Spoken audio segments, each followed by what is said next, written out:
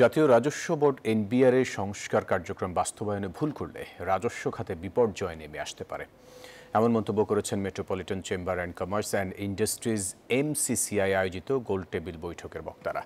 এনবিআরকে স্বায়ত্তশাসিত প্রতিষ্ঠানে রূপান্তর এবং এনবিআর সংস্কারের যে কোনো সুপারিশ বাস্তবায়নে রাজস্ব বোর্ড ও তার অঙ্গ সংগঠনকে দুর্নীতিমুক্ত করার তাগিদ দেন বক্তারা।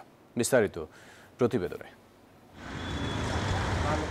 এনবিআরকে ভেঙে রাজস্ব নীতি প্রণয়ন এবং রাজস্ব আহরণ বিভাগ নামে দুটি পৃথক প্রতিষ্ঠান তৈরির মাধ্যমে সংস্কার প্রক্রিয়া শুরু করছে অন্তর্বর্তী সরকার। এই প্রক্রিয়ায় ঘাটতি থাকলে সমস্যা কমবে না, বরং দুই দফায় বাড়বে। ফলে সংস্কার কার্যক্রমকে বাস্তবসম্মত করার বিষয়টি এখন আলোচিত বিষয়।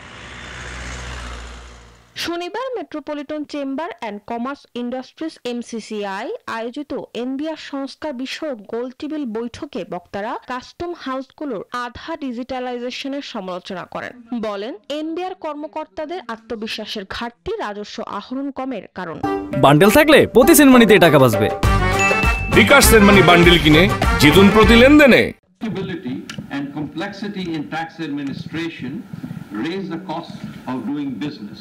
Neutrality problem, যেমন minimum tax, minimum tariff, multiple VAT rate, এটা ট্যাক্স নিউট্রালিটিকে আঘাত করে। ব্যবসায়ী প্রতিনিধিরা অভিযোগ করেন, কেবল রাজস্ব আহরণের টার্গেট পূরণের জন্য ব্যবসায়ীদের হয়রানি করা হয়। যে কোনো সুপারিশ বাস্তবায়নে রাজস্ব বোর্ড ও তার অঙ্গ সংগঠনগুলোকে দুর্নীতি মুক্ত করার দাবি তাদের। রাজস্ব বোর্ড ও তার অঙ্গ সংগঠনগুলোকে দুর্নীতি মুক্ত করা, সেটা হচ্ছে প্রাথমিক কাজ।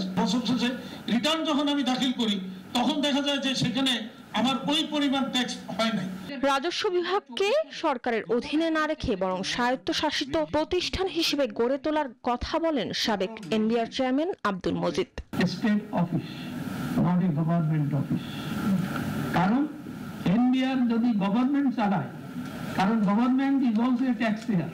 আলোচনায় উঠে আসে এনবিআর এর দক্ষতার অভাবে জিডিপির অনুপাতে বাজেট 12 থেকে 13% আটকে আছে, অথচ এটির হওয়ার কথা ছিল 20%।